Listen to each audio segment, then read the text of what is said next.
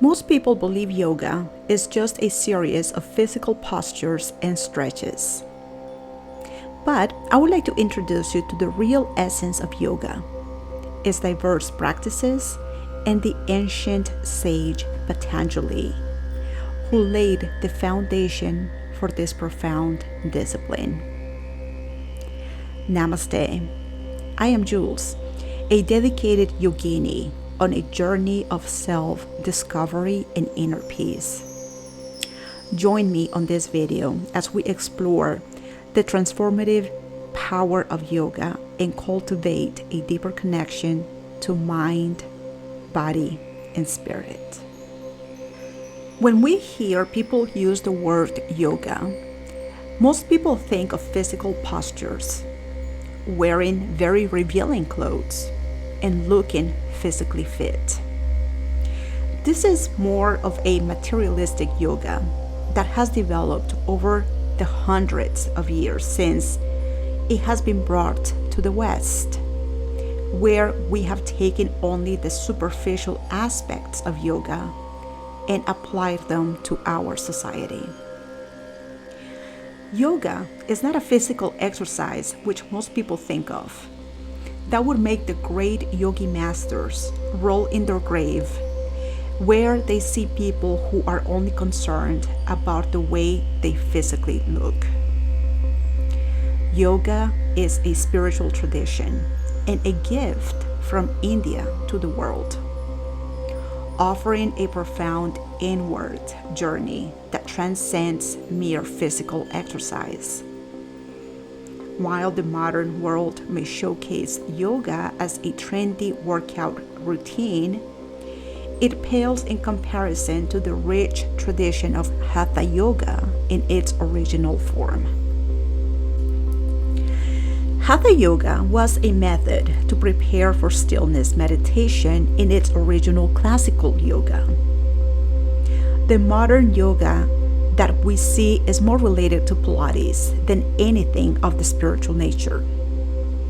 Not to say that modern yoga is a bad thing, since it's good for people to get physically healthy and look after their well-being.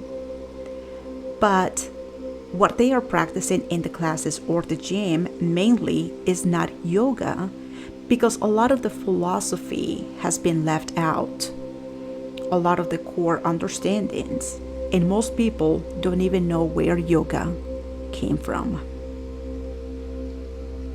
Yoga originated in the Yoga Sutras, a classical text which was compiled around 400 CE.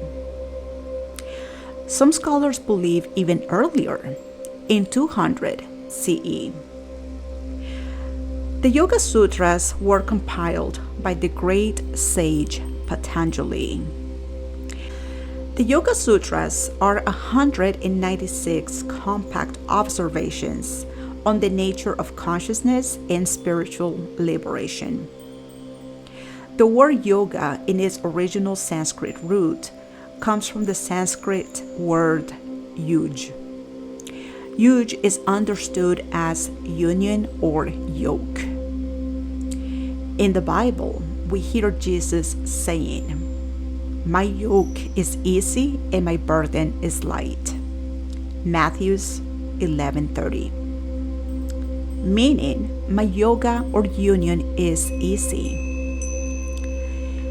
Yoke means to extract our consciousness from the gravitational pull of external things, reorienting our focus back within. The yoking process trains consciousness to turn inward towards itself to realize the true underlying essence of our awareness.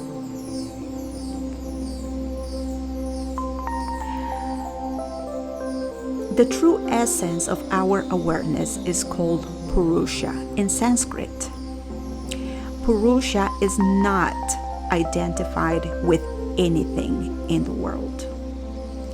Patanjali believed that anything that exists in the universe is different from Purusha. Even the contents that make up consciousness are separate from Perusia. The counterpart of Perusia is Prakriti. And Prakriti is translated as nature, but not nature like the trees, the bees, or the water. But Prakriti, according to Patanjali, is everything that exists, including our emotions, our intuition, everything in existence, including the deepest, inmost parts of ourselves. Perusia is very similar to the Vedanta notion of Atman.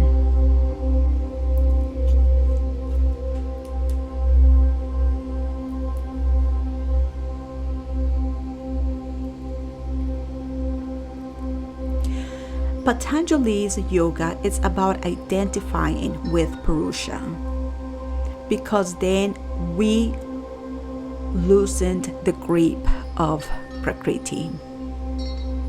This is what defines yoga different from other traditions in the Vedic culture, from Vedanta and Samkhya. When we look at Perusia and Prakriti, they are not apart. Patanjali is saying that Perusia stands outside of Prakriti. Our pure awareness gets wound up in the whirlwind of Prakriti, and our mind begins to be extracted to the external. Prakriti can also be translated as the motion of the universe, like a tornado, and a lot of us experience that within our consciousness.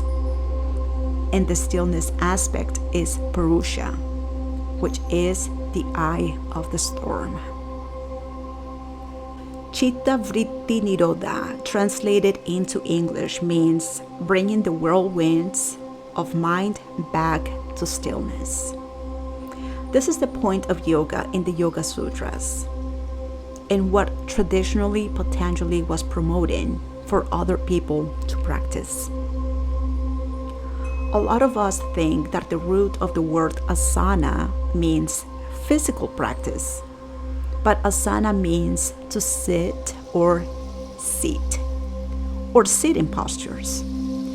Patanjali believed that when we bring the aspect of ourselves back into non-doing, stillness meditation, then we have the process of yoga.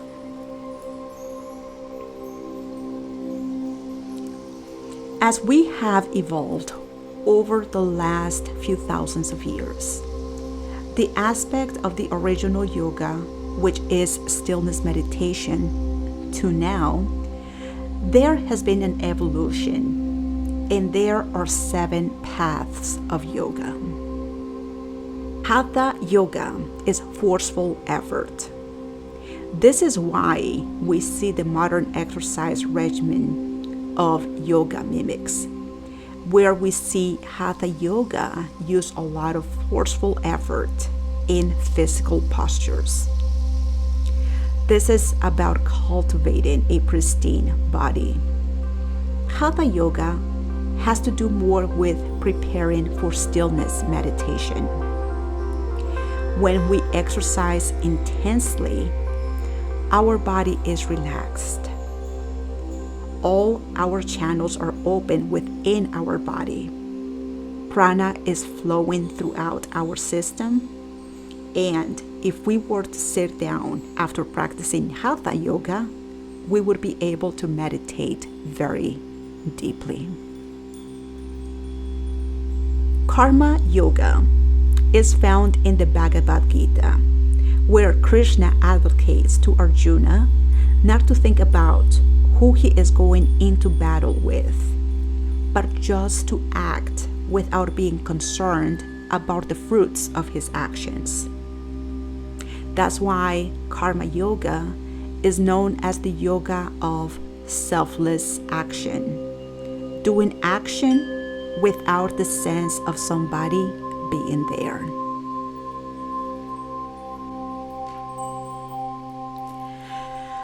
Bhakti Yoga is the yoga of devotion. This is what is commonly seen in India. Mantra Yoga is the yoga of sound or repetition. The idea of Mantra Yoga is to keep repeating it in our mind.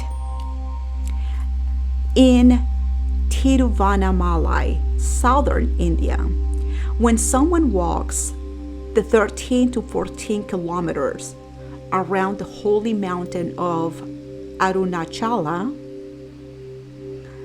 they'll be there with their mala beads, walking slowly and reciting Om Namah Shivaya.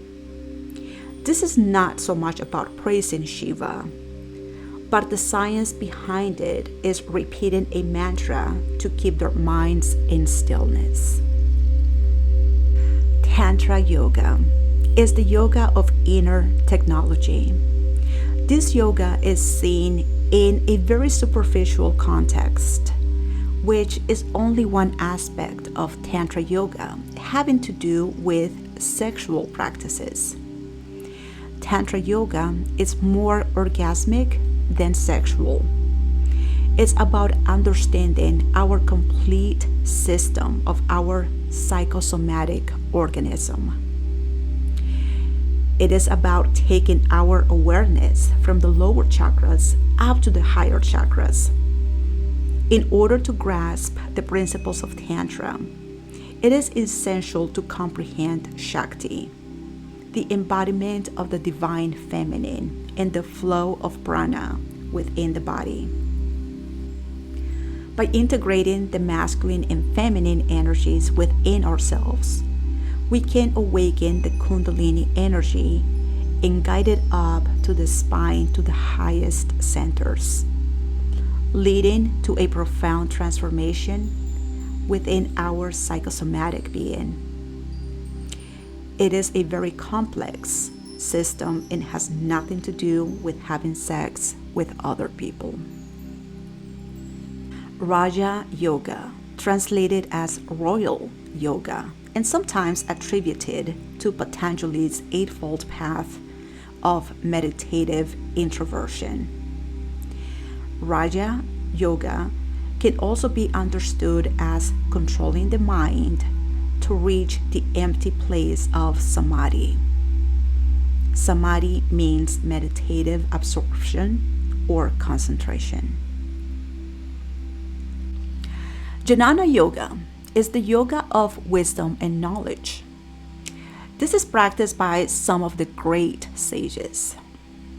Janana Yoga is the wisdom of deep contemplation, not meditation. The wisdom we acquire from contemplating deeply. Many believe Janana Yoga is the elite yoga. Janana Yoga is actually very closely related and almost identical to Vedanta when we look at the Vedic philosophy, especially Advaita Vedanta, non-dualism. And we see that in our consciousness, we should always discern between the real and the unreal within ourselves, not identifying with the separate aspects that we project in our mind, always staying in Atman or Purusha. Ramana Maharishi was a great Janani. These 7 paths of yoga evolved over time. They came from the original yoga, which we always need to come back to. Patanjali's original yoga was stillness yoga. When we look at how we practice yoga today, it is a good idea to dive deeply into the core philosophy of yoga as well. Thank you for watching. If you enjoyed this video, please consider subscribing to my channel for more content like this. Your support is greatly appreciated. Namaste.